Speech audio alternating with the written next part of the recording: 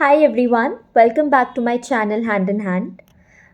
You might have seen the thumbnail says that we're going to talk about a recent issue. And the biggest news of yesterday, May the 1st, was the collapse of the First Republic Bank. Yes, the US has indeed faced the third biggest banking crisis, which comes after the SVB, Silicon Valley Bank crisis, which happened. The bank was shut down on March 10, and उसके just 2 days बाद Signature bank को shut down कर दिया गया March 12th. And now finally May 1st को First Republic bank को भी shut down कर दिया गया है. And it has been purchased, it has been taken over by JP Morgan and Chase. I'm going to give you brief reasons for this, why this whole issue is in news and हुआ क्या, so that it's easier for us to retain and understand. Understand करना है and साथ में ऐसे retain करना है so that it stays in our mind and we are able to make others also understand कि क्या है एक इशू के बारे में, ये हो क्या रहा है. So it all started with Silicon Valley Bank crisis. As we all know, Silicon Valley Bank एक बैंक फॉर स्टार्टअप्स था. ना हुआ क्या था कि पैंडमिक के बाद बैंक के पास ह्यूज डिपॉजिट्स आ रहा था. Bank was witnessing a huge influx of deposits from the customers.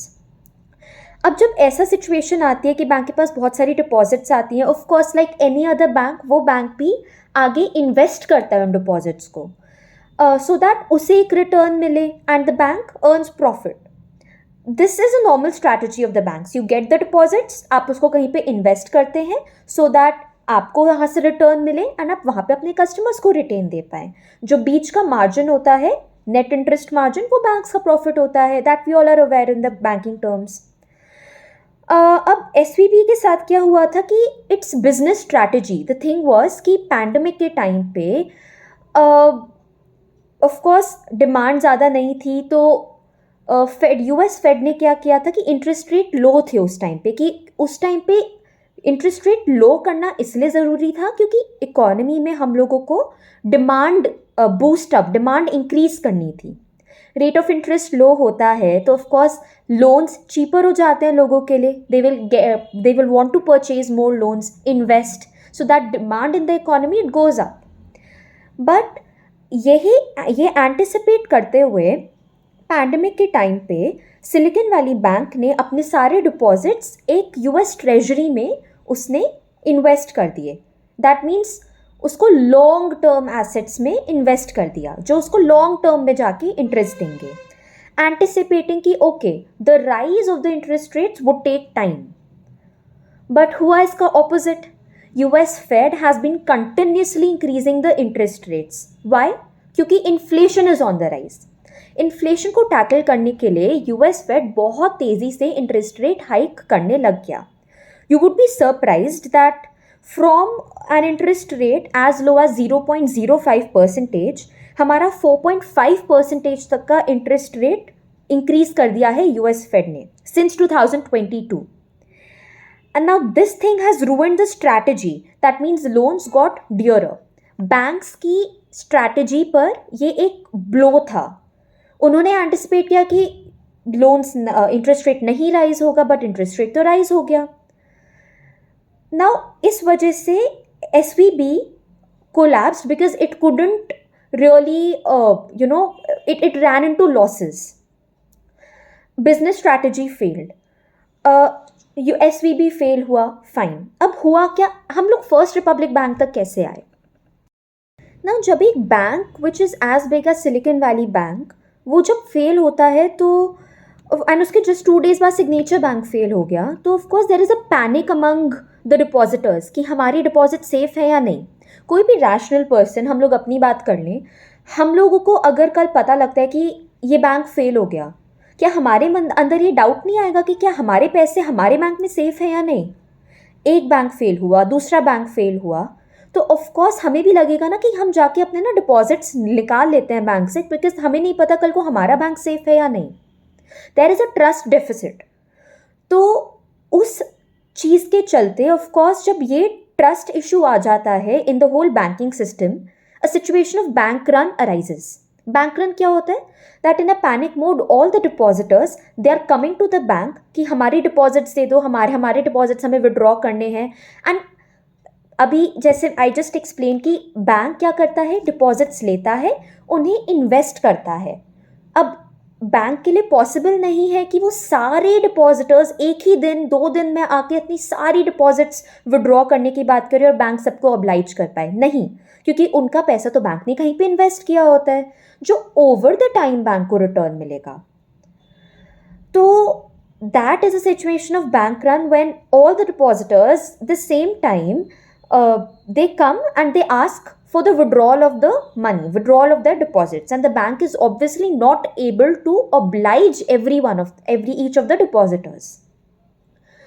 अब हुआ क्या कि जब सिलिकॉन वैली बैंक का क्राइसिस हुआ, सिग्नेचर बैंक शट डाउन हो गया, तो of course next on target was First Republic bank.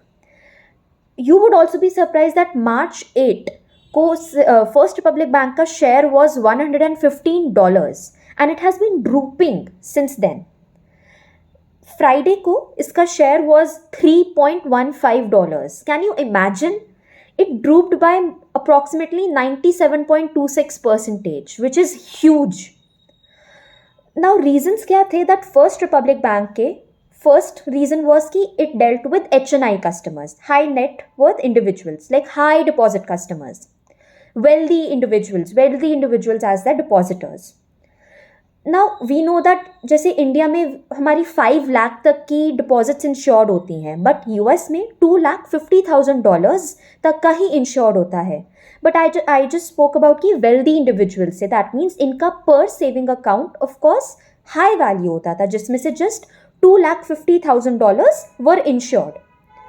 So that means the bank, First Republic Bank, had a lot of uninsured deposits. Second reason was of course जैसे rate of interests hike कर रहा था US Fed. Of course First Republic Bank, just like Silicon Valley Bank, उसकी business strategy भी adversely impact हुई, क्योंकि अगर अब उसे कैपिटल रेज करना था तो उसे हाई रेट ऑफ इंटरेस्ट पे करना था, जबकि इसने जो लोन आउट किया था उस टाइम पे जब डिपॉजिट्स आए थे उसने लोअर इंटरेस्ट रेट पे करे थे। तो अगर अब उसे कैपिटल रेज करना है तो of course it will have to face a lot of losses. तो कैपिटल रेज करना ऑफ कोर्स बहुत लॉस पे उसे करना पड़ता। थर्ड वाज कि trust issue. Silicon Valley Bank, Signature Bank की फेलियर के बाद depositors they were a lot of in a state of panic mode कि बैंक ने ट्राई किया कि ओके मैं ले ऑफ्स कर दूंगा, अपने अनप्रोडक्टिव एसेट्स को बेच दूंगा, बट इन सब ने भी अपने डिपॉजिटर्स को काम नहीं कर पाया। डिपॉजिटर्स वर स्टिल वांटिंग कि हमारे डिपॉजिट्स हमें वापस मिल जाए। लास्ट वीक ही $100 billion डिपॉजिट्स का withdrawal the bank had to witness.